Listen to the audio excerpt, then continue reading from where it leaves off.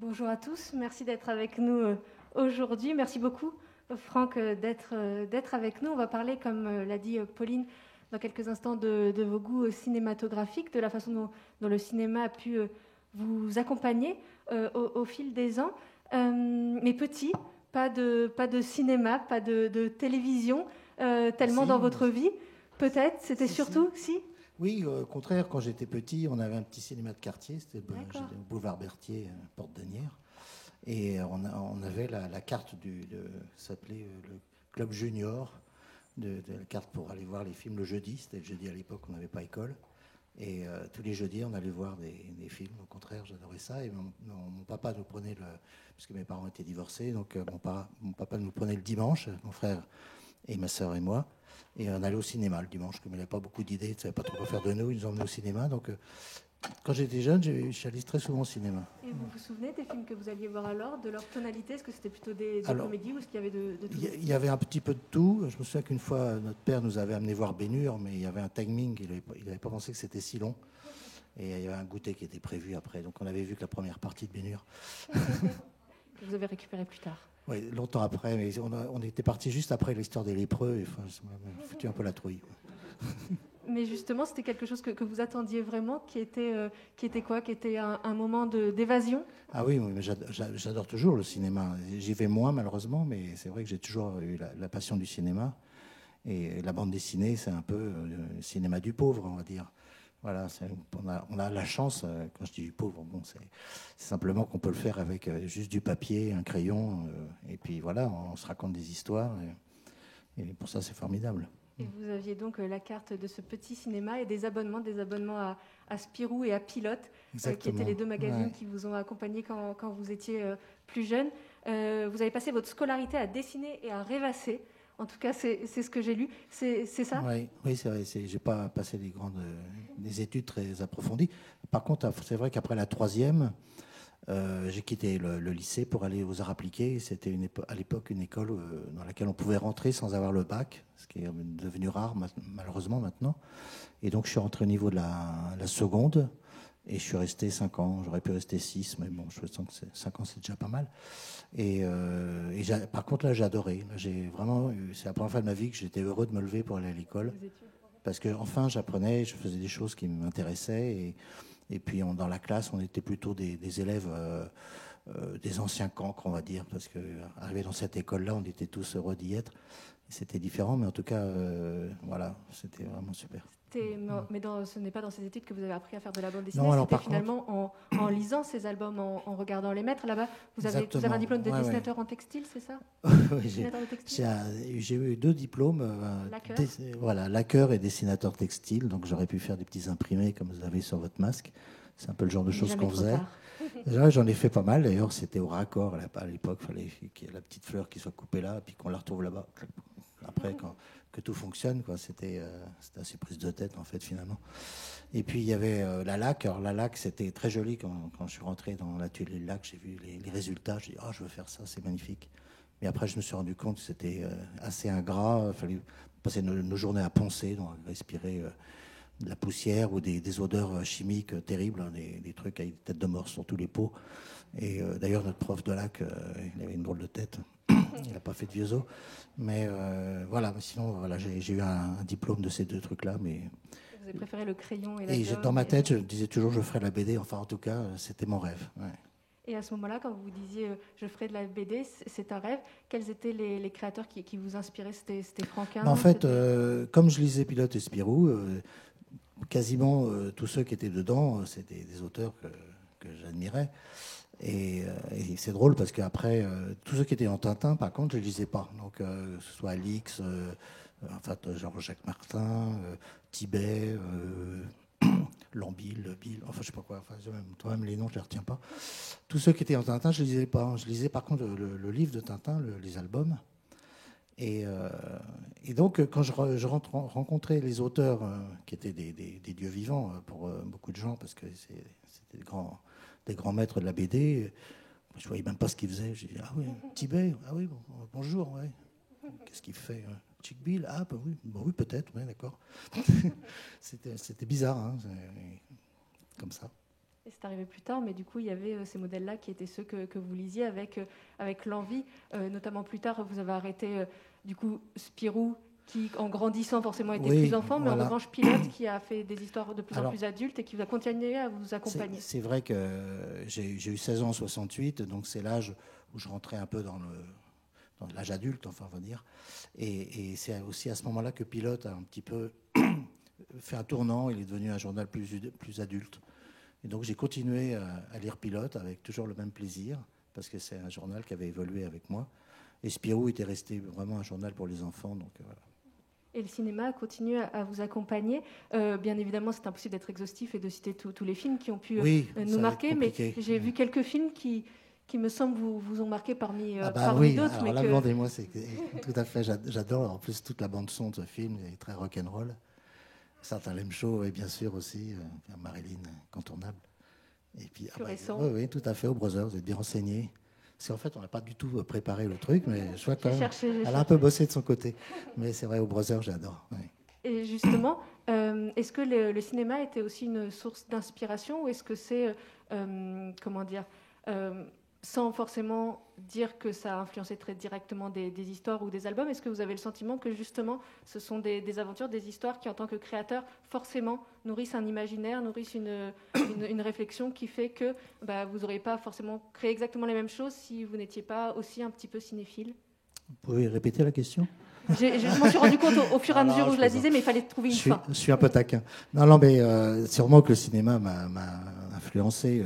Mais c'est vrai que c'est plus les BD que je lisais. Vraiment, j'étais dans la BD, je parlais BD. Quand je dis je parlais BD, c'est-à-dire que j'avais des expressions que j'avais chopées dans les BD, genre hop. Maintenant, tout le monde dit hop, c'est vrai, c'est redevenu à la mode, mais c'était Achille Talon. Il y avait plein de trucs, enfin, tous les trucs que j'avais dans les BD. Vous étiez un personnage de bande dessinée. Ça faisait partie de mon langage. Ouais, j'étais tout à fait un personnage de BD. Mais le cinéma, forcément, il y a sûrement plein de choses qui m'ont influencé, mais je ne saurais pas vous dire quoi. Exactement. Mais on parle de bande dessinée. Vos premières illustrations, ce n'est pas dans des magazines de bande dessinée qu'on les a retrouvées, mais dans Lui et Playboy. Voilà. Alors, étrange départ. Non, mais en fait, quand on est un jeune dessinateur, on fait plein. Enfin, c'était mon cas en tout cas. J'ai fait plein de petits dessins que j'ai mis dans un carton et je suis allé sonner aux agences de. J'ai commencé par la publicité. Donc, d'ailleurs, mon premier dossier, je l'ai laissé chez Publicis parce que la personne que je devais rencontrer n'était pas là et j'ai jamais retrouvé mon dossier. Mon premier rendez-vous, tout mon dossier avait disparu. Je me suis dit bon, il va falloir s'accrocher un peu parce que ça va peut-être pas être facile. Bon, finalement, j'ai rencontré un jour un type qui aimait bien mes dessins et il m'a dit tiens, je peux peut-être vous trouver des petits trucs à faire dans Lui et Playboy, ils appelaient ça des petites rubriques, des starters, des trucs comme ça. Alors moi j'étais tout content et voilà, c'est mes premiers boulots, effectivement. Il y a eu Malabar aussi. Alors Malabar, oui, suivi. Là, j'étais déjà rentré dans la bande dessinée. Mais bon, je débutais vraiment, c'était mes tout débuts dans la BD. Et je cherchais quand même de quoi un peu arrondir les fins de mois parce que c'était difficile. On était payé 500 francs la page. Bon, je ne vais pas vous faire pleurer, mais 500 francs, c'était pas terrible même à l'époque. Et des fois, comme c'était un Métal Hurlant était trimestriel, donc voilà, ça faisait pas beaucoup pour 3 mois. Donc j'ai rencontré quelqu'un qui était un dessinateur qui s'appelait Philippe Poncet de la Grave, type tout à fait sympathique, qui m'a dit si tu veux, moi je quitte Malabar, je peux te présenter, tu prends ma suite. Et ça l'a fait pour une fois. Et pendant un an, j'ai fait donc les histoires de Malabar, mais je crois que c'est la chose la plus honteuse que j'ai fait de ma vie. Je les ai pas retrouvés, donc je ne peux même pas vous les montrer. Tant mieux. Non, c'était c'est des scénarios qu'on m'imposait, c'était pas très intéressant, mais bon, à l'époque, ça pouvait amuser les enfants quand même. Donc j'ai fait ça, voilà, mais après j'étais content d'arrêter quand même. Et vous avez parlé de Métal Hurlant, c'est un tournant décisif. On évoquait Pilote tout à l'heure. Vous, votre rêve, c'était Pilote. Et puis quand, presque par hasard, mais pas réellement, mais vous avez été présenté, vous alliez chez Nathan, je crois, présenter des dessins, et on vous a dit allez voir du côté, va voir du côté de Métal Hurlant. Formidable, c'est tout de ma vie. Oui, c'est vrai qu'en présentant mon dossier, comme je l'ai fait avant, dans les maisons de communication publicitaire, enfin les agences plutôt, je suis allé chez Nathan et j'avais que des petits dessins, j'avais pas de BD à montrer, mais à chaque fois on me disait vous devriez faire de la BD. c'est que mes personnages ont vraiment été très typés bande dessinée, donc avec des gros nez déjà. Et puis, à l'époque, dans la pub, ils cherchaient plutôt des trucs très clean, un peu stylisés, un peu modernes. Donc, et là, je rencontre donc, chez Nathan un type qui s'appelle Bernard Farkas, qui était un des 4 fondateurs de Métal Hurlant. Et lui m'a dit, oh, bah, vous devriez aller voir Jean-Pierre Dionnet de ma part. Il vient de commencer. Enfin, on a sorti un magazine qui s'appelle Métal Hurlant. Et voilà, peut-être ça peut l'intéresser. Donc, je me suis pointé à Métal Hurlant. C'était un petit local qui faisait 20 mètres carrés. Donc, la moitié remplie par les premiers numéros, les retours. Et Jean-Pierre était au téléphone tout le temps, déjà débordé. Il a toujours été toute sa vie. Et donc, j'arrive, je dis bonjour, je viens pour montrer mes dessins. Et puis, continuer, téléphone, machin. Puis, au bout d'une heure, j'ai dit, je peux passer un coup de fil, parce que j'avais un autre rendez-vous pour montrer mes dessins. Alors, et là, il m'a entendu m'excuser auprès des gens, je vais être en retard et tout. Et là, bon, il était un peu gêné, bon, montrez-moi vos dessins. Je lui montre mes petits dessins à toute vitesse. Et puis il me dit, bon, bah écoute, fais-moi une histoire de 4 pages et si elle me plaît, je la passerai. Et je me suis retrouvé, voilà, ça lui a plu, miracle, et je me suis retrouvé dans Métal Hurlant. Alors pour moi, Métal Hurlant, ça ne représentait rien. À l'époque, c'était un nouveau journal qui débutait. Et j'avais qu'une envie, c'est d'un jour arriver à pilote. Et puis petit à petit, le journal a commencé à prendre un peu d'ampleur. Je trouve que pilote a commencé un peu à décliner. Et puis voilà, je suis toujours resté. Vous y étiez très bien. Je suis toujours resté. Et cette première histoire, c'était donc Simone et Léon, c'est ça, ouais. dans le numéro 6 ouais. Alors je ne savais même pas qu'il y avait... Enfin bon, je savais rien de la BD. Hein. J'ai vraiment appris sur le tas, quoi. Parce que je faisais surtout des petits dessins. Donc je n'avais même pas réalisé qu'il fallait faire un format homothétique au journal. Donc j'ai des cases. J'avais fait une page où il y a 3 cm de blanc de chaque côté. Et puis le haut de l'histoire est au ras du truc. C'était un peu raté, quoi. Mais après j'ai compris. J'ai dit bon... Enfin, j'ai tout appris sur le tas. Et donc ça, on était en 76, c'est ça? Oui, 76, c'était numéro 5, 6 de Métal Hurlant ou ça? Numéro 6. 6, ouais, 6, ouais. Et j'ai vieilli. Hein. Et c'est donc dans Métal Hurlant qu'est né Lucien. Quelques années plus tard. Avec effectivement un petit pas de côté, puisque vous n'auriez peut-être pas pensé à créer cette bande s'il n'y avait pas eu de numéro hors série de Métal Hurlant, de numéro thématique en tout cas. Oui. Et c'était pour un numéro spécial rock que vous est venue l'idée de créer cette bande directement inspirée de votre frère, de vos potes. En fait, un jour, Philippe Manœuvre est arrivé à Métal Hurlant. Et Philippe Manœuvre, c'était un petit jeune qui avait les dents longues, qui était... très directif. Il a commencé à faire un gros ménage à Métal Hurlant. Et un jour, il voulait virer tout le monde, quoi. En fait, il voulait faire son journal presque.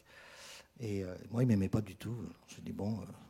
Et puis, heureusement, Dionnet disait mais si, c'est bien ce qu'il fait. Enfin bon, Dionnet était heureusement le patron. Et donc, Manœuvre faisait un peu la gueule. Il me dit mais c'est quoi ces BD là? Et c'est vrai que je reconnais maintenant que c'était pas terrible. Enfin bon, c'était la parodie de science-fiction, c'est un journal de SF, donc j'essayais de m'adapter au journal en faisant un peu des histoires un peu fantastiques. Et quand Manœuvre a dit oh, on va faire un numéro spécial sur le thème du rock, là je me suis souvenu quand j'étais plus jeune aux arts appliqués, on avait un groupe de rock, etc. On faisait des répètes. Je dis tiens, Los Crados, voilà, je racontais une petite histoire qui raconte ça, voilà, et puis voilà, donc j'ai mis dedans mon frère, des copains, et pas mal de petits private jokes comme ça. Et puis la BD a plu même à Philippe Manœuvre. Alors j'étais super content. C'est ouf. Et bon, j'allais profiter que ça leur plaisait pour leur dire, mais moi aussi, ça m'amusait parce que pour une fois, je faisais des histoires, je faisais référence à des choses vécues. C'était pas que inventé, parce que jusqu'à présent, je faisais à chaque histoire un truc nouveau, genre avec de nouveaux personnages. Et recommencer tout le temps à zéro, ça devient fatigant. Donc j'ai dit, j'aimerais bien refaire des trucs avec mes petits rockers. Alors elle m'a dit, bah oui, pas de problème, vas-y. Et puis voilà, donc Lucien est venu de plus en plus régulièrement. C'est ça, puisqu'au départ, c'était plutôt Ricky Banlieue qui était exactement, donc, le héros. Ouais, la première case commence avec Lucien, mais c'est vrai que c'était pas le héros, c'était Ricky Banlieue. Dont le nom était inspiré, là aussi, d'un groupe Ricky Beaulieu. Un groupe de quelle mémoire. Ouais, exactement. Et Ricky Beaulieu, c'était un groupe dans lequel 2 musiciens de Los Crados jouaient avec. Ils s'appelaient les Starters. Ricky Beaulieu et les Starters. Et j'en ai fait Ricky Banlieue et ses riverains. Voilà. Et comment est-ce que Lucien s'est petit à petit imposé et comment est-ce que finalement vous êtes aperçu que vous pouviez justement faire passer par ce personnage beaucoup de choses personnelles? Ça s'est fait à mon insu parce que avant de commencer Lucien, je ne voulais jamais avoir 2 fois le même personnage, justement. Je ne voulais pas de héros. Je me suis dit, on veut toujours faire le malin. Alors, je me suis dit, tiens, je vais faire l'auteur de BD qui n'a pas de héros. Et puis, c'était complètement con. Enfin bon, à l'époque, ça me paraissait une super idée. Et puis, quand j'ai fait toute la bande, c'est vrai que Lucien était plus rigolo avec sa banane, tout ça. Donc, et puis, c'était un peu le faire valoir. Et souvent, on préfère, comme le capitaine Haddock avec Tintin ou Obélix avec Astérix, on préfère toujours le faire valoir. Donc, Lucien est venu assez rapidement sur le devant. Et puis après, très vite, ce sont les autres qui sont devenus les faire valoir. Et puis un jour, je me suis dit, mais au fait, j'ai un héros maintenant. Puis finalement, j'ai dit, finalement, c'est bien. C'est bien parce que à chaque fois que je recommençais une histoire, je ne repartais pas de zéro. J'avais mes copains, je les connaissais. J'ai dit, allez, je les envoie où? Alors c'était un peu comme Martine qui va à la plage, qui va à la ferme. Là, c'était Lucien. Lucien qui va aller hop, à la plage aussi, hop, à la ferme aussi. J'ai un peu copié finalement Marlier, j'y pense maintenant, sans le savoir. Je suis en train de réaliser. Mais voilà, donc j'ai mis Lucien dans toutes sortes de situations, la piscine, le sport d'hiver, je crois que j'ai tout fait. Puis, si vous avez des idées encore. Et qu'est-ce que vous avez en commun avec Lucien? Pas la banane, donc maintenant, ça, le non. gros ventre, parce que Lucien a vieilli. Non, mais à l'époque, on va le voir. Non, à l'époque, j'avais pas énormément de points communs avec Lucien, si ce n'est que dans la tête, j'étais un peu comme lui, un peu à côté de mes pompes, et puis toujours partant pour faire des trucs extraordinaires, mais bon, c'était souvent un peu raté, quoi. Et voilà, donc non, Lucien, c'est un peu tout le monde. Je crois que tout le monde peut se reconnaître dans Lucien. C'est ce qui a fait son succès. Parce aussi. que Gaston Lagaffe, il est beaucoup plus inventeur. C'est vrai que c'est un peu une sorte de Gaston Lagaffe rocker, mais Gaston Lagaffe, il avait plein d'inventions, il a inventé plein de trucs, alors que Lucien, il n'a pas inventé grand-chose.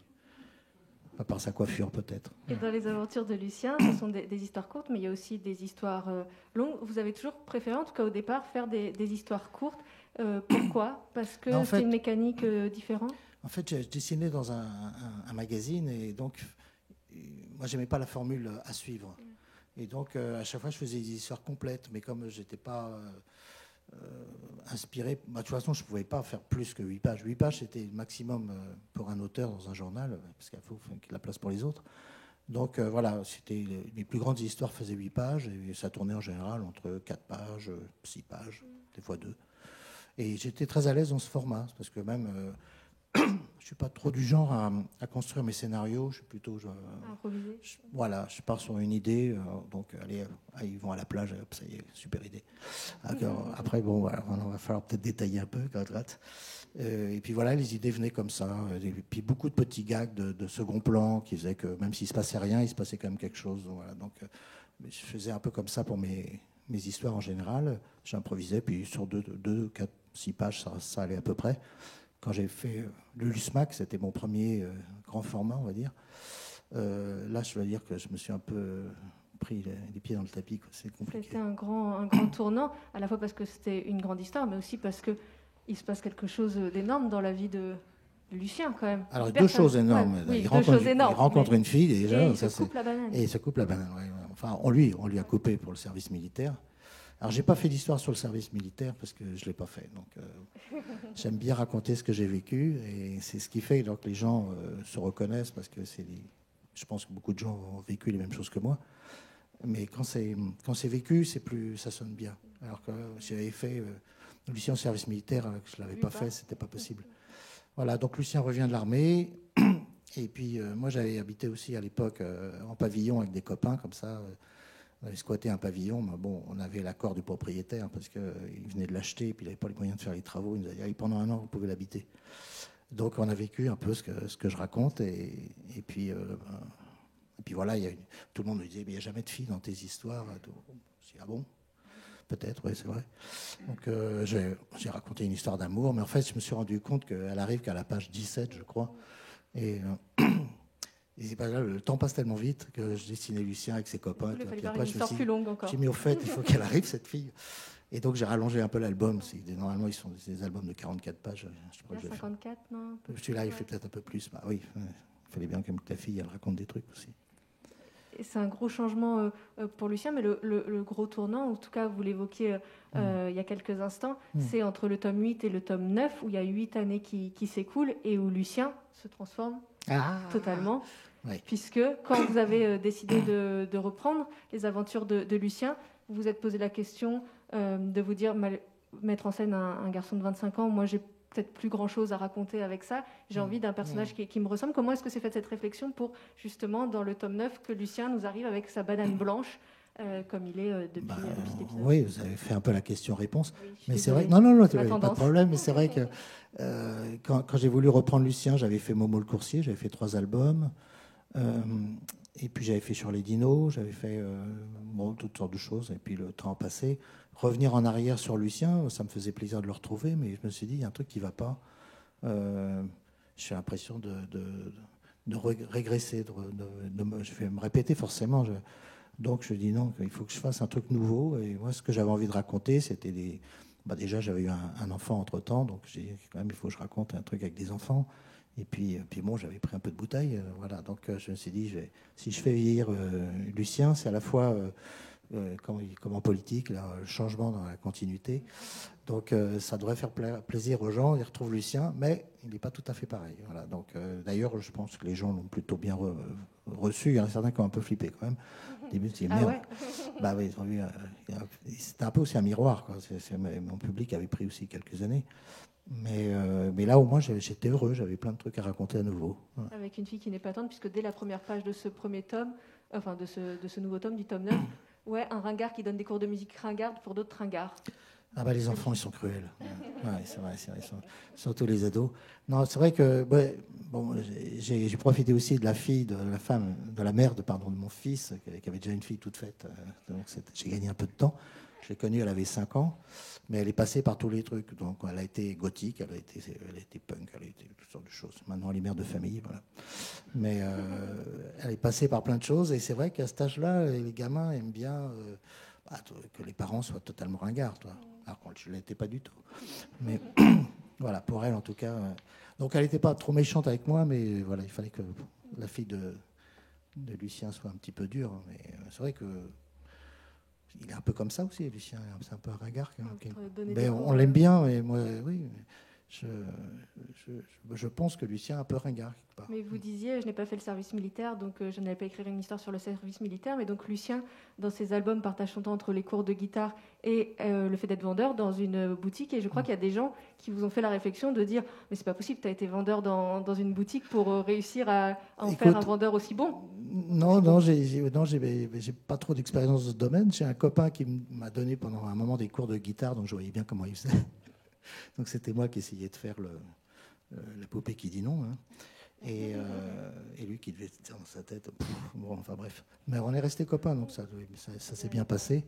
Et puis le magasin de guitare, j'aimais bien y aller pour regarder les belles guitares. Et bon, on observe des choses, mais après on invente surtout. Ouais. En fait, il y a toujours une petite part de vécu, mais il y a beaucoup d'inventé. Mais c'est vrai que bon, j'ai fait un petit gag avec le Mediator, parce que c'était en plein au moment. Donc peut-être dans 20 ans, ça fera plus rire. Mais voilà. Et ce qui change aussi, c'est que vous avez dû passer aux écrans plats aussi, et aux jeux vidéo. Ah oui, alors effectivement, j'ai toujours été, mais depuis que je suis tout gamin, fasciné par les vieux objets, les vieux postes de radio, les vieux postes de télé. Et je me souviens, chez nous, on avait à l'époque un truc qui ressemblait à une armoire normande, c'était un poste de télé, avec un gros bouton à droite, un gros bouton à gauche. Voilà, un, c'était pour allumer, l'autre c'était pour faire plus clair, plus foncé, je crois. Et on avait un tout petit écran, par contre, au milieu. On croyait deviner Jean Nohain, vaguement, des trucs comme ça. Piste aux étoiles. Enfin, on était fascinés par ça. Et maintenant, alors donc j'ai dessiné ça pendant longtemps. Maintenant, je me suis dit, les gens ont plus ça chez eux maintenant. Donc j'ai fait vous des l'aviez écrans encore plats. quand vous avez commencé à dessiner Lucien. Oui, pendant longtemps, Lucien avait des vieux postes de télé quand même. Après, j'ai fait la petite grille sur le côté. C'était les années 70. Puis maintenant, c'est l'écran plat. C'est moche à dessiner, mais bon, c'est comme ça. Comme ça. Et on est dans ce festival BDRama qui parle donc de bande dessinée et de cinéma. Les couleurs, elles sont bien flashy. Hein. Elles ne sont pas comme ça, normalement. C'est la joie du PDF. Ça permet c'est ça. l'impression. On a beaucoup parlé de Lucien au cinéma. Il y a eu ce projet pendant un moment. Vous avez travaillé sur le scénario. Comment est-ce que ça s'est passé ? Je vous avais entendu dire qu'il y avait eu une première version d'un scénario où vous avez dit c'est génial, c'est parfait, on part là-dessus. Puis au fur et à mesure, on vous a mis d'autres personnes pour retravailler le scénario, pour finalement en faire autre chose. Et puis finalement, on n'en a plus entendu parler. Qu'est-ce qui s'est passé avec cette histoire de Lucien sur grand écran? Enfin, il faut dire que dans le cinéma, tout est long. Donc même cette histoire, si je vous la raconte, elle va être longue. Donc on va faire court. Disons qu'effectivement, le producteur était très emballé par mon premier scénario. Et puis après, il m'a dit, oui, alors, il faudrait quand même faire un petit peu plus court, là, parce que si on transpose exactement ton truc, ça va faire un film de 2 heures, et les comédies, c'est 1h30. Ah, je dis, ah bon, les comédies, c'est 1h30, ok, bon. Ça, je savais pas. Donc, c'est dur de retirer quand on a mis des trucs là. Alors après, il me dit, oui, et puis c'est un petit peu bavard quand même. C'est vrai que mes BD aussi, hein, il y a des bulles partout. Mais il faut savoir que quand je fais une bulle, je dessine pas, donc je gagne beaucoup de temps aussi. Donc, non, mais j'aime bien, j'adore les dialogues en fait. Si je pouvais faire des bandes dessinées où il n'y a que des dialogues, je serais heureux. Et donc, c'était un peu trop bavard. Je dis, bah oui, mais enfin, en même temps, il y a des trucs à raconter. Ah, il faut tailler, il faut tailler. Et en fait, il y avait toujours un truc qui n'allait pas. Donc, ça a duré 2 ans. Et au bout de 2 ans, j'ai dit, écoute, je crois qu'il vaut mieux que tu le files à un vrai scénariste. Il va te faire un truc. Donc, il a filé ça à un vrai scénariste. Et puis après, ça n'avait plus rien à voir avec mon film. Alors, j'ai écouté, faites le film que vous voulez. Voilà, vous mettez d'après Margerin, puis c'est bon. Mais ça m'a un peu miné. Mais voilà, j'ai un ami qui est là qui me dit toujours faut continuer, il faut le faire, je vais te présenter des gens. Et tout. Il lâche pas l'affaire, hein, Marc. Oui. Je ne sais pas où il est, Marc. Et par contre. Ouais, c'est ça, je la barbe comme ça. Et il y a par contre un court-métrage qui existe, Faites comme chez vous, où vous apparaissez d'ailleurs. Ah oui, alors ça, c'est des jeunes, je crois, qui étaient dans une école de cinéma, justement, qui avaient un truc à faire, enfin. Qui m'ont dit, ouais, on va adapter une de vos BD au cinéma. Alors, ils m'ont invité sur le tournage et puis ils m'ont dit, on a un rôle pour vous. Dans une fête, avec un verre de, je sais pas de quoi, de whisky peut-être à la main. Oui, c'est marrant le rôle qu'ils m'ont trouvé parce que quand j'étais plus jeune, donc il y avait, on sortait beaucoup, enfin, c'est l'époque, et il y avait un type qui était en perfecto, qui avait à l'époque une 50aine d'années, mais nous on en avait tous genre 20, 25, donc c'était pour nous un vieux, avec les cheveux blancs et tout ça, et perfecto. Alors on se dit, tiens, c'est qui ce vieux rocker? On n'a jamais su qui c'était. Il débarquait dans toutes les fêtes qu'on voyait. Et puis un jour, je fais une fête chez moi, il débarque chez moi. Je me dis, c'est incroyable. Et donc, je ne savais toujours pas qui c'était. Hein. Il a passé la fête ce soir chez moi, il est reparti après. Et puis j'ai rencontré très longtemps après. Et du coup, je lui ai raconté cette anecdote. Je lui ai dit, mais j'ai fini par te mettre dans ma BD. T'es le mec qui débarque dans les fêtes, on ne sait pas qui c'est. Et voilà. Et donc j'ai joué ce rôle, le rôle du vieux rocker qui débarque dans une fête. Qu'on peut voir en ligne. Parce que j'étais vieux après, à l'époque. Il y a un autre personnage que vous avez créé, que tout le monde, je pense, ici connaît, qui est lui d'abord né sur les écrans. C'est le personnage de Manu. Ah oui. Est-ce que vous pouvez nous expliquer comment est-ce qu'il est né? Il est né justement de votre volonté, quelque part, de ne pas abîmer Lucien quand des personnes sont venues vous voir pour adapter Lucien en série animée, c'est bien ça? Oui, c'est ça. En fait, un jour, c'était Jean-Yves Rimbaud, je crois, ou Christian Masson, enfin un des deux. Jean-Yves, c'était le réalisateur, Christian, c'était le producteur. Ils viennent me voir en disant, on aimerait faire un dessin animé avec Lucien. Et voilà, on a une boîte d'animation, tout ça. Alors je dis, bah oui, pourquoi pas, génial, j'étais super content. Et alors, qu'est-ce que vous avez fait jusqu'à présent? Alors ils me montraient des trucs, je dis, oh putain, c'était pas terrible. Et alors, je me suis dit, ouais, ça me fait chier, c'est quand même une bonne opportunité de faire de l'animation. Alors j'ai dit, avec Lucien peut-être pas, mais on pourrait peut-être faire un autre personnage. Alors je ne voulais pas trop me mouiller. J'ai dit, c'est raté. Et donc, c'est Jean-Yves qui a dit, ouais, on va l'appeler Manu. J'ai dit, bon, oui, ok, on va l'appeler Manu, ok. Je n'étais pas contrariant. Et j'avais fait une sorte de Lucien avec une mèche jaune, parce qu'il avait un gros nez. Puis après, je me suis dit, mais à chaque fois que Manu met un casque, il met un truc, c'est Lucien. Alors j'ai dit, merde. Donc, c'est mon premier nœud pointu, et je dois dire que j'en suis assez fier. Voilà, donc je lui ai fait un nœud pointu, c'était réglé. En plus, ça correspondait bien à son personnage, parce qu'il était un petit peu comme ça, un peu avec petite voix énervante. Je lui ai fait trouver un type qui avait un peu la voix de manœuvre, et donc du coup... Petit type énervant. Il parlait comme ça, il quitte. Enfin bref. Qui est plus jeune, qui a 14 ans. Voilà, donc je me suis un peu vengé avec Manu, et c'était un peu l'emmerdeur. Et l'autre, le pauvre Robert, lui c'était le faire-valoir, enfin c'était le gentil gars qui avait le nez à la Lucien. Voilà. Vous avez quand même écrit, je crois, 104 épisodes de 2 Alors, minutes en un an. Oui, alors la première fois, j'ai fait 104 épisodes de 2 minutes, et après, j'ai fait 29 épisodes de 8 minutes, voilà. Tout seul. Et c'était quand même une super expérience, j'imagine, de créer ça. Ouais, c'était de voir un drôle. message prendre vie, Ben, là, un c'était un personnage. petit storyboard, donc ça allait assez vite, et j'en faisais un par jour, ouais, c'est ça, ouais, c'était assez prenant. Ouais.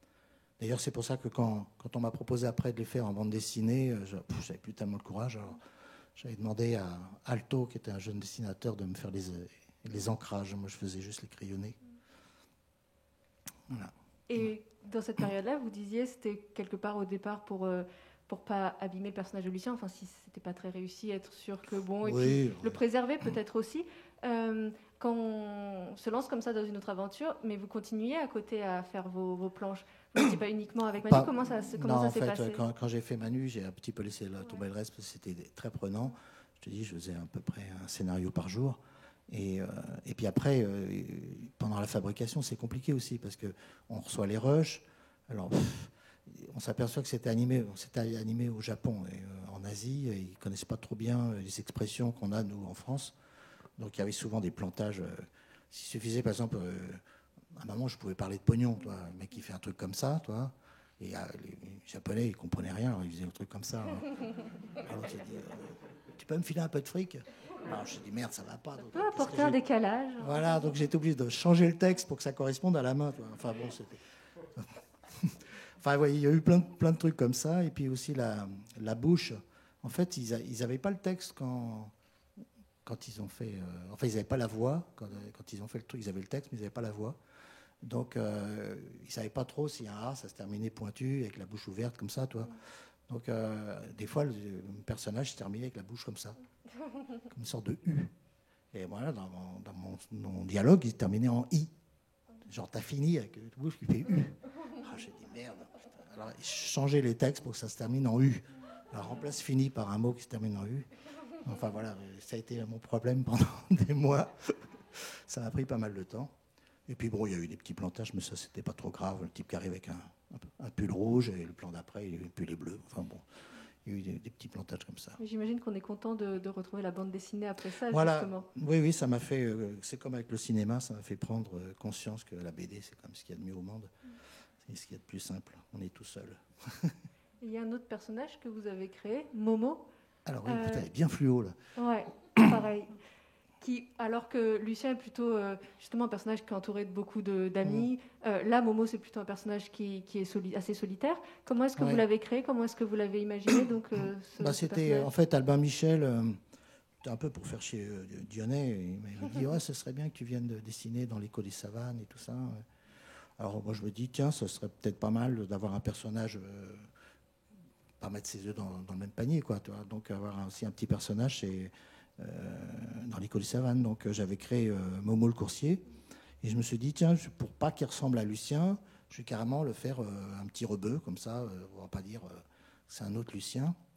Et j'ai pensé à l'idée du coursier parce qu'à l'époque quand je dessinais, il y avait toujours un coursier qui m'amenait des trucs, qui repartait avec des trucs, qui rentrait chez moi, qui téléphonait parce qu'on n'avait pas de portable à l'époque. Je parle du temps au Moyen-Âge. Enfin, je pense qu'ils ont... Il n'y a pas trop de gamins dans la salle, ça va.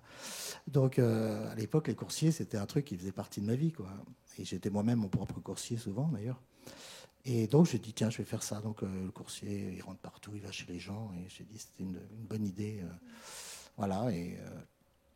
Mais bon, je crois que Lucien, déjà, Momo, en étant à l'écho des savanes, a perdu un peu il n'a pas eu le public de Lucien. Parce que les gens, ils achètent métal, ils n'achètent pas...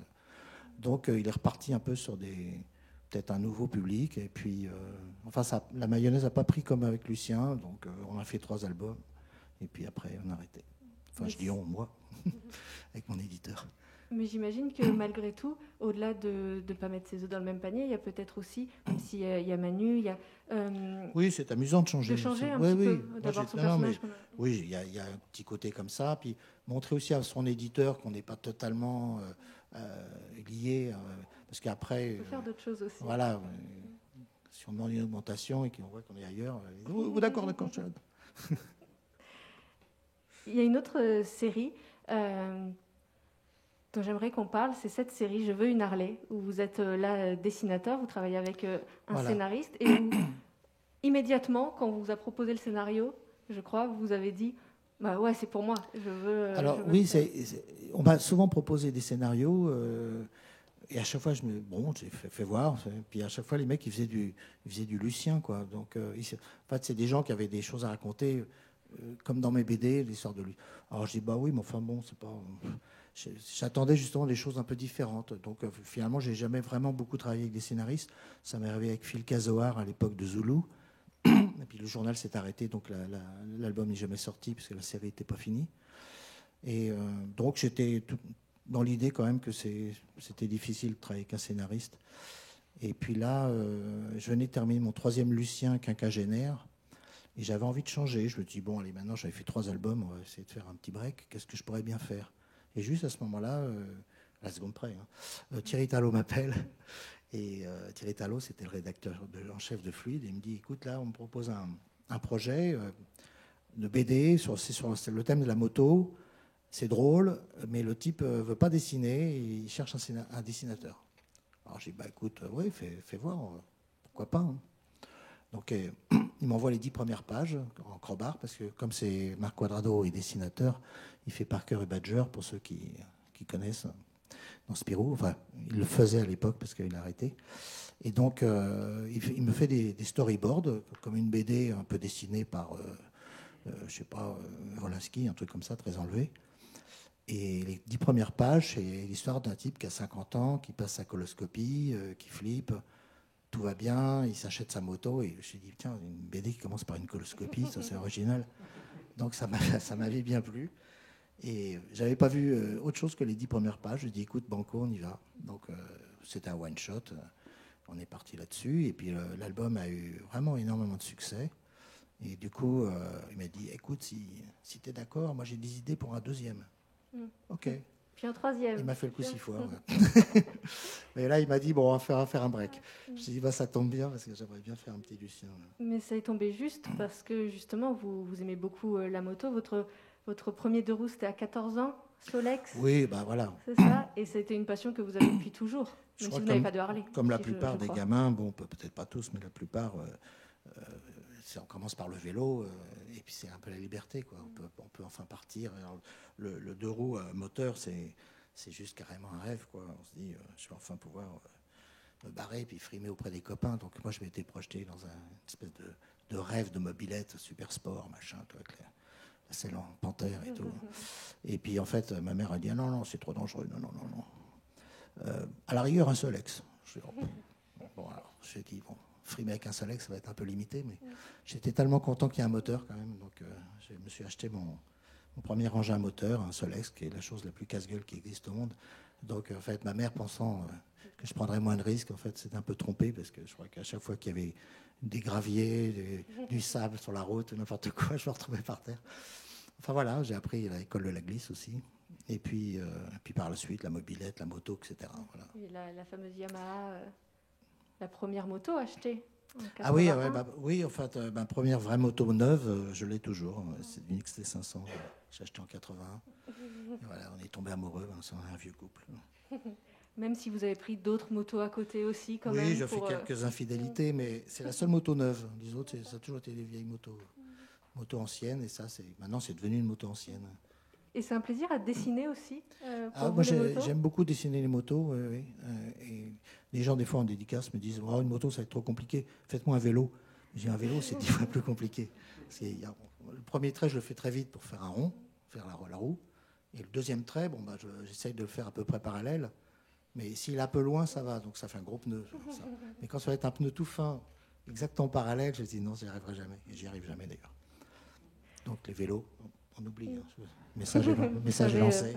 Ou bien si vous voulez, justement. Même si c'est en pleine période du Tour de France, non, pas de vélo. On a parlé de votre passion pour la moto, on a parlé de musique un petit peu tout à l'heure avec Los Crados, parce qu'il y a de la musique forcément dans Lucien. Il y a un autre groupe que vous avez formé, le Dennis Twist. Est-ce que vous pouvez nous en dire un mot? Parce que j'espère que vous connaissez tous le tube « Tu dis que tu l'aimes ». Quand même, j'ai pas pu le mettre là, mais... C'est une chance pour tout le monde. Non, c'est vrai qu'on a eu beaucoup de chance il y a quelques années. Donc, c'était un peu, au départ, tout est parti de Philippe Manœuvre, comme quoi il n'est pas que du mauvais. Et il a dit, ouais, ce serait bien, on va faire une grosse fête aux roses bonbons, la fête des humanos. Allez, vous reformez Los Crados. Alors, il y avait les musiciens de l'époque de Los Crados, Michel Signé et Jean-Louis Hubert, ils ne pouvaient pas saquer Manœuvre, ils disaient jamais. Bon, alors du coup, on est allé voir d'autres groupes, et entre autres Vincent Palmer de Bijoux. Il y avait Jean-William Toury aussi, qui lui était le manager et parolier de Bijoux, qui a pris la batterie. Enfin, on a bricolé un groupe avec comme des professionnels et on a fait le Denis Cyr Quartet. Voilà. Et puis, on s'est bien marré, etc. Et quelques années plus tard, j'avais rencontré Jean-Claude Denis, Vuillemin, pas mal de gens comme ça avec qui j'ai un peu sympathisé, et tous me parlaient du groupe qu'ils avaient eu quand ils étaient jeunes. Et on s'est dit, tiens, mais on pourrait, pour Angoulême, on se réunit tous, on fait un groupe des auteurs de BD. Et on donne un concert à Angoulême pendant le festival. Donc on a dit, aïe, banco, et on a répété. On a donné notre concert, bon, tous les copains étaient là, donc un triomphe, je ne vous raconte pas. Et puis après, on s'est dit, bon, bah, qu'est-ce qu'on fait? On arrête là, c'est un peu con maintenant, on est parti. Alors on s'est dit, bah oui, alors donc à chaque festival BD, on arrivait avec on peut faire un concert. Et donc on a fait comme ça quelques concerts, et puis un jour, un copain qui était le mari d'une de nos choristes, qui a dit, écoutez, moi je suis preneur de son, machin, producteur, si vous voulez, vous m'écrivez des paroles pour faire un truc, pas de reprise, et moi je vous produis votre disque. Alors tu vois, génial, un disque et tout. Donc on l'a fait en rigolant, comme ça, et puis il a fait le tour des maisons de disques, et puis chez Vogue, ils ont dit, allez, ça nous plaît. Et on s'est retrouvés après dans les télés, top 50, machin, tout le truc, comme un groupe pro, quoi. On s'y attendait pas du tout. Et en fait, je crois que ça plaisait aussi bien aux gens qui nous recevaient en disant, tiens, un groupe qui est justement pas professionnel, c'est des auteurs de BD, allez hop, on les fait venir. Donc on a tout fait, Drucker, Sabatier, Jacques Martin. Mais finalement, ça s'est arrêté. Vous n'avez pas poursuivi Oui, la alors en carrière. fait, la maison de disques, ils étaient super contents. On avait vendu 300 045 tours. On a dit, bon, allez, on va bosser sur le prochain. Alors, Dodo, qu'est-ce que tu vas faire? Alors, nous, on dit, ah, hop, hop, hop. Dans le groupe, on a chacun un moment où on chante. On était 9 sur scène, et à part 2 choristes, tout le monde chantait, même le batteur. Donc, elle a dit, non, ce sera un autre qui chantera. Mais je peux pas. On peut pas défendre Très commercial. On va pas défendre un groupe qui change de style et qui change de chanteur à chaque fois, c'est pas possible. C'est comme s'ils produisaient 9 groupes presque. Oui, mais nous, c'est comme ça que ça fonctionne. Donc, Dodo, elle a chanté, voilà, tant mieux. Mais maintenant, c'est un autre. Alors, ils ont dit, bon. Et puis, le batteur, il a dit, ouais, c'est moi. Bon, bon, vas-y. Alors, donc, il a chanté son truc et ça a été un gros flop. Donc, la maison de disques, il était trop content de le dire. Vous avez vu, hein? Donc, il a dit, bon, de toute façon, on aura fait ça pour rigoler. On va pas être le groupe de Nice Twist avec la chanteuse Dodo tout le temps. On n'arrive pas à travailler pendant ce temps-là.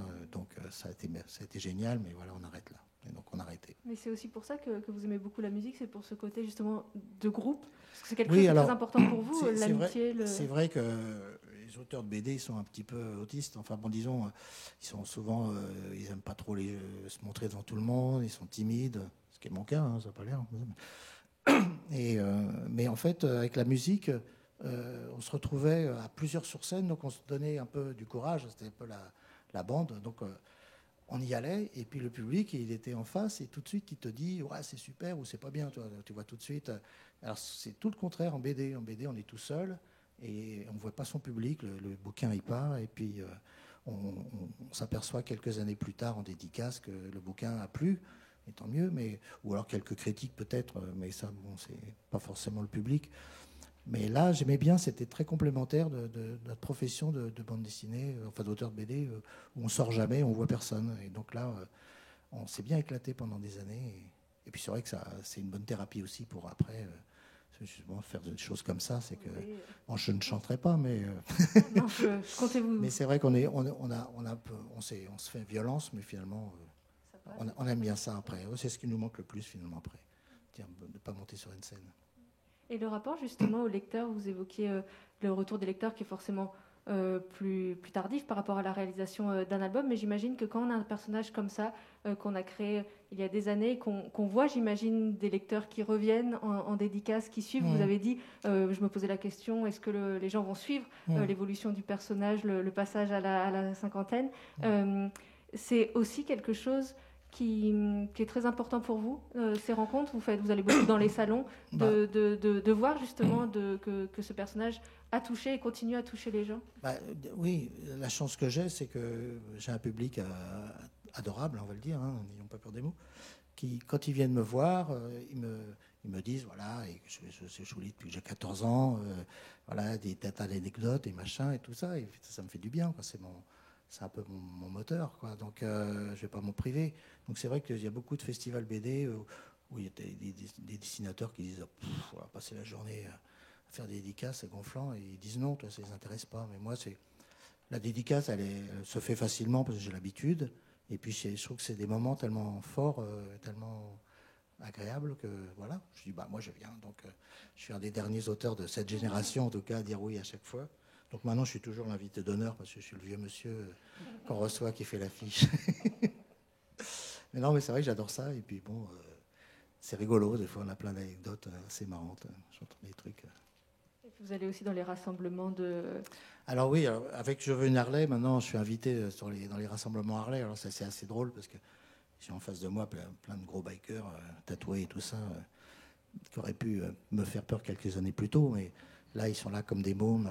Alors si je les dessine sur leur moto, alors là ils repartent. Là, ils marchent au-dessus du sol. Et c'est vraiment trop mignon. Non, c'est vraiment super sympa. Je vous ai entendu dire je veux une Harley, c'est dire je veux profiter de la vie au maximum. C'est un petit peu ce que vous disiez tout à l'heure, mais ce sont des gens qui ont envie de... Oui, c'est-à-dire que je pense que tout le monde a vécu ça. On arrive à un certain âge. Bon, il y a beaucoup de choses qu'on a fait parce qu'il fallait le faire. Bon, élever des enfants, travailler. Et en fait, on ne fait pas toujours un métier dans lequel on s'éclate. Tout ça. Et bon, il y a beaucoup de gens, quand ils arrivent à la retraite et qu'ils ont une retraite un peu confortable, ils disent bon, allez, maintenant je vais m'éclater. Voilà. Donc il y en a quelques-uns qui achètent des Harley, et voilà, d'autres, ça se passe autrement. Mais voilà, donc ce schéma, beaucoup de gens se reconnaissent dans Je veux une Harley, même si c'est pas des fans d'Harley, mais c'est simplement que voilà, on a 50 balais, maintenant on s'éclate. On s'éclate et il y en a qui s'éclatent autrement encore en faisant des collections. Est-ce que vous pouvez nous parler, c'est qui ce vieux là de cette magnifique collection qu'on peut voir Alors, oui, bon, personne n'est parfait. Non, disons qu'il y a une époque très lointaine, je faisais un peu les poubelles, mais pas pour manger, c'est pas du Zola, rassurez-vous. Non, c'est juste que j'aimais bien chiner, donc je faisais pas les poubelles alimentaires, je faisais ce qu'on appelait les monstres ou les débarras. Maintenant, les gens appellent et puis c'est enlevé la nuit. Mais à l'époque, ils mettaient ça sur le trottoir une fois par mois. Et donc, on avait le temps, avant que ce soit ramassé, de fouiller, trouver des trucs marrants. Et moi, je collectionnais plein de trucs déjà, mais pas les Flytox. Et puis, j'en ai trouvé 2 différents dans la même poubelle, dans le même carton. C'est pompe à insecticides. Et je me suis dit, tiens, ça, c'est un truc marrant. Ça. C'est un truc que je pourrais collectionner. Voilà. Et puis, 40 ans plus tard, j'en ai plus de 400. Donc, j'allais dire, vous en êtes à combien maintenant, je me suis un peu calmé là-dessus, mais c'est vrai que j'en trouve encore de temps en temps. Et je ne l'ai pas, celui-là. Il y a aussi une collection qui est plus discrète, mais les papiers d'orange et de citron, non? Il y a les papiers qui enveloppent les agrumes, oui. Alors, oui, c'est vrai que ça, c'est gratuit, on les trouve sur les marchés, sauf quand le type vous oblige à acheter les oranges pour avoir les papiers, mais bon, ça c'est déjà arrivé. Hein. Donc j'achète 1 kilo d'oranges, avec chaque orange a son papier. Et à une époque, on était toute une bande de copains à collectionner les papiers d'orange, et on se faisait des échanges comme les collectionneurs de timbres. Puis voilà, et les années ont passé, mes copains ont arrêté cette collection, moi j'ai continué. Bon, comme toutes mes collègues, j'ai jamais arrêté vraiment mes collègues, mais je me calme un peu quand même. Mais c'est quelque chose qui est arrivé, qui était là dès l'enfance, ou vraiment c'était au moment où vous alliez chiner? J'ai dû manquer de quelque chose, il y a dû y avoir un problème. On va pas faire. Je vais m'allonger 5 minutes. Mais oui, je ne sais pas pourquoi, mais j'ai toujours aimé les objets, et les objets me parlent. Donc, quand je me parle, c'est une façon de parler, bien sûr, je ne suis pas complètement fou. Mais c'est vrai que si je passe devant un truc, par exemple, un jour j'ai trouvé un tout petit fusil grand comme ça, en plastique, et avec un petit ressort et puis un petit bout de ferraille. Tu peux envoyer des petits bouts de grainerie ou envoyer des petits bouts de papier. Et j'ai acheté ça quand j'allais à l'école, à la boulangerie. Et un jour, j'ai retrouvé ça aux puces, enfin, dans plein de bordel. Mais j'étais heureux type m'a vendu ça à 1 euro en disant mais il est fou ce mec. Et moi, je te jure, j'aurais mis 10 euros pour l'avoir. Et j'étais tellement heureux. Et tous ces trucs-là m'évoquent des moments de ma vie, des trucs soit que j'ai eu, soit que j'ai pas eu, que j'aurais voulu avoir et que voilà que j'ai maintenant. Et puis, quand on aime les objets, on se dit ah bah celui-là il est un peu différent, mais il est bien quand même. Allez, ça va lui tenir compagnie. Il va pas être tout seul. Il est un peu abîmé, mais justement. Bah oui, puis mais c'est vrai que ça fait de la peine des fois. Tu vois une jolie guitare, elle est un peu toute cassée, mais elle est sympa quand même. Donc tu l'achètes, puis tu la répares, puis tu la mets avec les autres. Puis bon, après, ça fait des collections. Ouais. Est-ce que je vois qu'il est déjà presque 18h? Est-ce que certains d'entre vous dans la salle ont des questions? Pour des raisons sanitaires, on ne va pas pouvoir faire passer de micro, mais je répéterai la question. Non, mais c'est le vous pouvez parler fort. Ouais. Ouais. Bonjour. Ah oui, alors.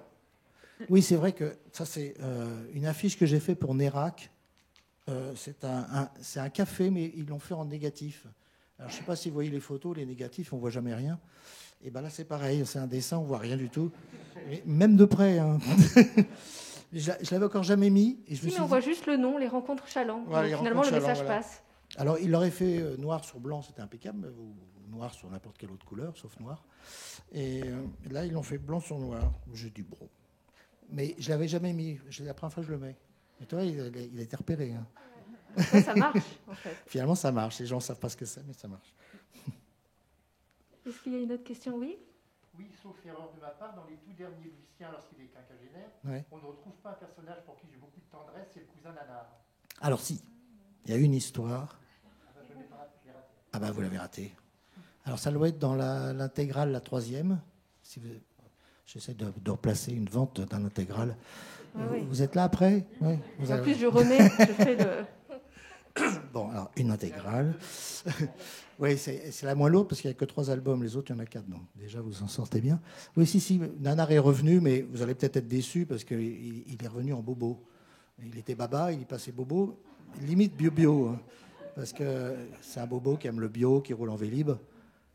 Justement, moi, je l'imaginais comme patron comme d'une chaîne de bio. Alors, ce sera peut-être dans la prochaine histoire. Pour l'instant, il ne l'est pas encore, mais voilà. Il est resté un peu... C'est-à-dire qu'il a encore un peu les cheveux longs, il fume encore des pétards. D'ailleurs, Lucien lui fait remarquer que c'est pas bon pour la santé de fumer, mais bon, il lui dit que c'est bio, que c'est lui qui les fait pousser, donc il trouve toujours des excuses. Et il y a un moment, il avait invité Nanar à prendre l'apéro, et dans la cuisine, la femme de Lucien discute avec la petite copine de Nanar, et l'apéro se transforme en thé vert. Donc l'autre il est en train de chercher le saucisson et le ricard, et on lui apporte du thé vert et des carottes épluchées ou des trucs comme ça. Il dit mais c'est quoi ce délire? Alors l'autre il dit ah mais c'est un très bon oxydant, un très bon antioxydant. Voilà. Et Lucien dit mais j'ai rien contre l'oxydant. Enfin bref, les conneries. Hein. Mais donc et voilà, il y a une petite histoire sur l'écologie quand même. Oui. Ah. Bonsoir et merci. Juste pour vérifier de quel instrument vous jouez. Alors, en fait, quand j'étais dans le groupe de Nice Twist, je savais jouer de rien. Je tapais sur des percussions, et j'appelais ça de la percussion, d'ailleurs. J'ai un ami qui est un très grand percussionniste, là, toujours le même, d'ailleurs, Marc, qui a accompagné Véronique Sanson, Michel Polnareff, c'est une grosse pointure. Et bon, moi, je faisais des bruits avec des tablas, des machins, tout ça, et j'avais un tambourin aussi que... Alors c'est bien parce que les autres, ils avaient des étuis à guitare qui pesaient 3 tonnes. Et moi, j'avais mon petit tambourin dans mon sac à dos. Ça a été très pratique jusqu'au jour où on a dit, c'est pas moi qui l'ai dit, hein, on a dit, allez, tout ce qu'on a gagné avec le Dennis Twist, on le met pour investir dans le matériel. Alors, je dis, ah bon et alors donc, il y a eu une nouvelle batterie électronique, il y a eu des nouvelles guitares, il y a eu un nouveau micro pour la chanteuse. Et moi, ils m'ont dit, il marche très bien ton tambourin. Je dis, bah oui, c'est vrai. Bon, ben voilà. Enfin, je l'ai toujours, en tout cas. Bonjour. Bonjour. Votre relation avec le chanteur Renaud, Oui. parce que l'air de rien, j'ai l'impression que c'est les mêmes, pour raconter la même chose. Enfin, Lucien au début des années, Renaud... On est assez proches, ouais, c'est vrai. Ouais. Et du coup, il y a aussi une évolution, parce que maintenant, Renaud chante aussi, lui aussi, son évolution. Il embrasse un flic maintenant, Renaud. Donc... Toujours la banane.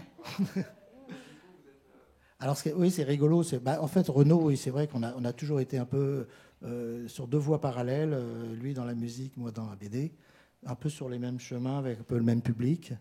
Et un peu la même tronche, d'ailleurs, à l'époque. J'avais les cheveux longs, toujours des bandanas, des machins. Et on s'est retrouvés, là, avec 30 ans de plus, quoi. Lui, il a un peu moins de voix. Et un peu plus... enfin, bref. on va pas... Voilà. Et du coup, on est super content de se retrouver, mais c'est vrai que je suis un peu triste de voir dans quel état il est, mais il a fait une grosse expo là, qui va sortir en octobre. Et c'est voilà, ils m'ont demandé de faire l'affiche. En fait, ils m'ont demandé de reprendre le dessin que j'avais fait pour la bande à Renaud, la première bande dessinée avec tirée des chansons de Renaud. Et ils m'ont dit, on veut les jambes de Renaud comme ça, arquées. Et par contre, derrière, tu changes, quoi. Alors, donc j'ai fait la Cité de la musique. Et voilà, donc c'est marrant, j'ai l'impression que la boucle est bouclée, on va dire. Mais oui, voilà, enfin, je ne sais pas trop quoi dire, mais en tout cas, on est resté copains avec Renaud. Ouais. Est-ce qu'il y a une autre question ? Je crois qu'ils veulent tous une petite dédicace, c'est ça. C'est ça l'histoire, ils ont un truc après. Merci beaucoup. Oui, merci à vous d'avoir été avec nous. Et donc effectivement, dédicace au rez-de-chaussée du Forum des Images. Merci à tous. Merci Franck. Merci.